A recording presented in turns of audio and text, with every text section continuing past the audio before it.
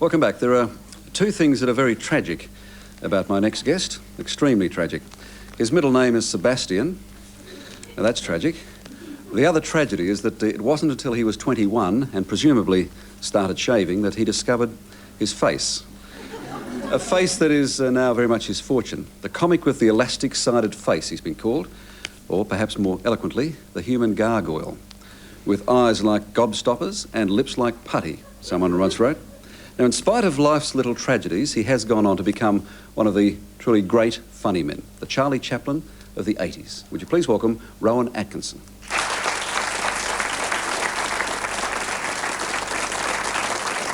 And now, part 37 in our series, A Day in the Life of the Invisible Man.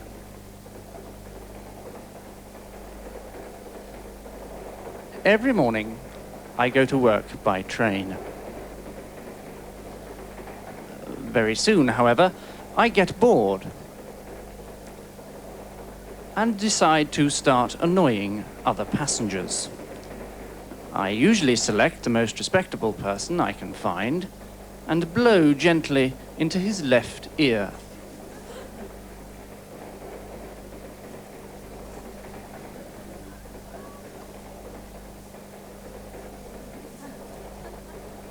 Then into his right ear.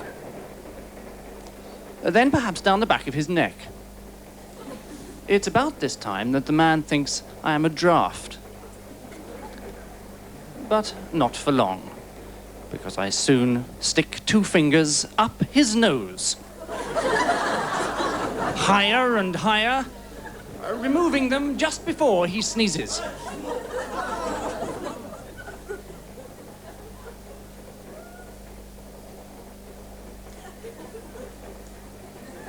Then I start to manipulate some other limbs.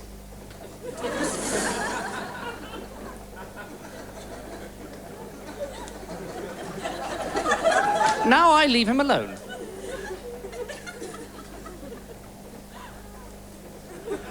For about 10 seconds.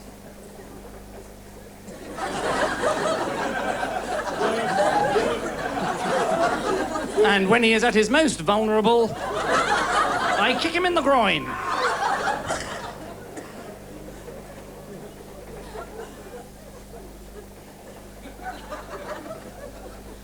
And sit in his seat.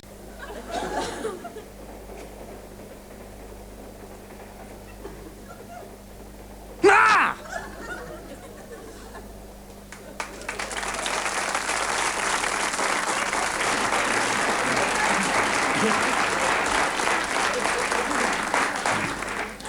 Thank you for that.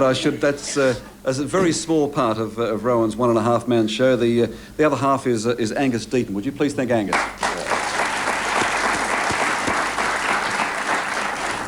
I noticed done without a script, Angus, so many times there it's... I know, it's like second nature. You've been here 4 days. I mentioned at the start of the show that... How much have you paid for those reviews, to get such good reviews? Not as much as last time. It was fine. It was relatively cheap bribery this time. No, the Sydney press have been remarkably kind. Incredibly good. Yeah. What about that tag? Are you offended? I know comparisons are often odious, but the Chaplin of the 80s? Yeah, it's not something I feel as though I've exactly lived up to yet. I'm aware, certainly the one-man show shows this, I'm aware that I rely on visual comedy quite a lot. I realise it's probably my strongest ace. And undoubtedly Charlie Chaplin is and has been a major inspiration. It seemed a good comment to make before that particular skit, because it was all, no words were spoken apart from Angus, but yes, that's right. The face you've referred to, obviously that's a fortune. Some of it. Mm-hmm.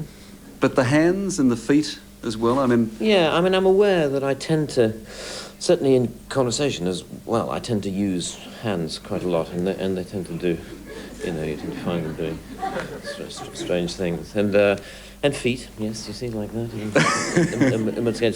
The feet and the hands, and the whole body is a good thing to to use. In fact, it's more interesting to watch on stage, because on television, Yes. if you're seeing the whole of the body, you tend not to see the detail. You know, it's best to be in a close-up like this, or or see the hands, or see the face, or see the feet. But seeing all three at the same time is not all that easy. Whereas on stage, you can watch the whole of the body of the performer. I saw the show on Monday night, and the same thing. I mean, the feet as well, the pose. I mean, do you deliberately now have to get out and stand with your feet askew, or do you do that automatically, the way Angus's voice goes? Oh, I see. What do you mean? You seem to stand, yes, in the show, you seem to sort of start out with you walk out automatically and take it. Oh, I see what you mean. Well, I don't know. I tend to... You don't know? No, I don't know. I haven't noticed. It all happens fairly subconsciously. I'm aware sometimes that when, for instance, that there's a bit when I do this deaf and dumb mime, and I want to describe the word weak. And weak, actually, is just to go like that, you see. Is to kind of lean in a certain way, which you may have captured there on screen. Great, there you go. You know, where you want to go like that at a certain point.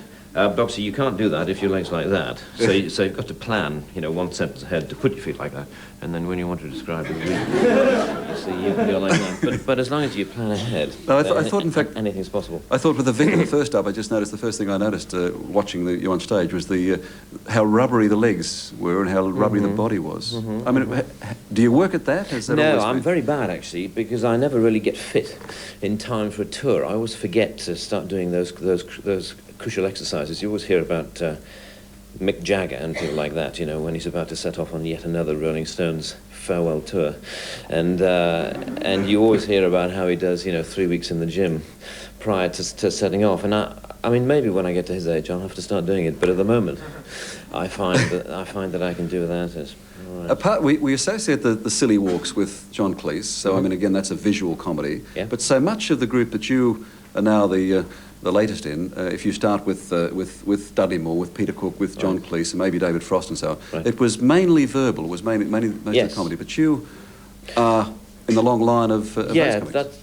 Yes, that is true. I mean, obviously, you're inspired by the tradition that they've set you in Oxford and Cambridge universities to embark on that kind of thing. But you're right; they do tend to be rather verbal and rather more intellectual in their approach to comedy. Even though I'm aware, I suppose, that a lot of my audience and my attitude is fairly sort of educated, middle-class style of comedy. At the same time, I'm aware that actually the way I do it and the amount of visual content in the one-man show and generally in the sketches that I've done on Not the 9 O'Clock News. I mean, some of the sketches I enjoyed doing the most on that sketch show were visual ones. I mean, obviously, without a word almost. I hope and I'm aware that I use my voice a great deal, and it tends to be reasonably flexible and a good tool, but at the same time, the body and the face. I wanted another visual comedian, a great British visual comedian we had on the show earlier. I want to show you a clip here and see whether you owe any credit to the people like this. Have a look at this.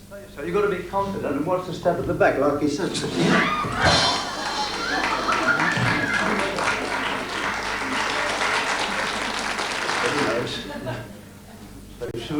You see, I've done it before.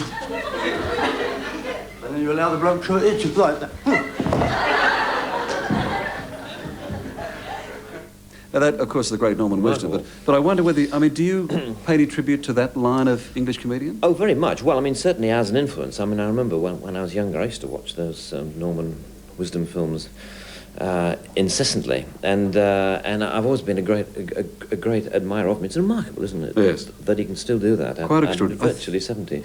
That's right. I was going to say almost 70 years of age. And I said to him before he did that, when I said we've got a step back there, are you worried? He said no, don't. And he just missed the step by a matter of a couple of inches or so. Quite remarkable. Who makes you fall off your chair with laughing? Who do you really giggle? The manufacturers of bad furniture. Does it every time. I don't know. You can, Ray, sometimes. You see, just like, I don't know. I think that John Cleese? Barry Humphries is someone, as an Australian comedian, who I saw him when I came here 2 years ago to make a commercial, and I saw him live here in Sydney, in fact, at the same theatre that we're at, and he came very close to having me under the chair with laughter. I mean, the other thing that really makes me laugh a great deal actually is bad amateur opera. That I find terribly funny. In fact, I once, because I used to go to the Edinburgh Festival Fringe a great deal with shows in the 70s, which I suppose is where I was discovered, if I was discovered anywhere, which was at the Edinburgh Festival, and I remember going to see 2 or 3 shows there, which were, you know, the Edinburgh Amateur Operatic Society's production of Madame Butterfly or something, and honestly, there was something about it. It's just the fact that it's not quite right. It's actually very good, but because it's just failing of the professional standard that you might be used to seeing on television, it becomes extremely funny. But John Cleese, as you say, was... But were you brazen enough to laugh at the opera? I'm afraid I was, yes, because I was in the... I mean, normally I'm not. I think I'm very good at not walking out of shows that I'm not enjoying. I think I'm very good at that because it's an extremely obvious thing to do. And also, but I was in the company of some friends, and of course there's nothing worse when you're in the company of 3 or 4 friends and someone gets the giggles. Then, I mean, it's just uncontrollable mirth. Uncontrollable mirth. And I was literally under the seat in front, and there wasn't a lot of room, so it shows. I'm surprised that you mentioned Barry Humphries, but let's go to the obvious one, of course, is Paul Hogan. I don't want to be jingoistic, but I mean, do you see Hogan as Australian humour, or do you think that's international? Well, very well. I mean, he's a strand of Australian humour, and Barry Humphries, to a certain extent, is at the opposite end of the spectrum. The great thing about Hogan and really his masterfulness is how relaxed he is about everything. You get the feeling that this guy's just kind of got up in the morning and straightened his hair a bit and is very funny. Barry Humphries, you're very aware of he's trying very hard. And in fact, I think that's, to a certain extent, that's my style. That really I have to act quite hard because myself, I'm not particularly humorous, as you're probably gathering during this interview. But when called on to act funny, then I feel as though I can. But I have to do that. I have to transform. I have to become somebody else. And in the one-man show, I never am myself. In fact, I always am somebody else in the style of Mr. Humphries. But that's interesting because I mean most humorists, most comics from Woody Allen down. Say the same thing, that people expect them to be funny in an interview situation, whereas in fact that's not this. Yeah, I mean, some people are very funny in interview situations, like people like Norman Wisdom there, and the people, do you used to have shows called the Morecambe and Wise show? Yeah, sure. Yeah. Yeah. Well, Eric Morecambe, now, I mean, not only was he an extremely funny comedian to watch on the television, but I mean, to meet him in real life, and I met him a couple of times before his relatively early tragic death. He was a terribly funny man. I mean, shockingly funny. In fact, I met him long before I ever achieved much fame myself, because I happened to know his son through a friend.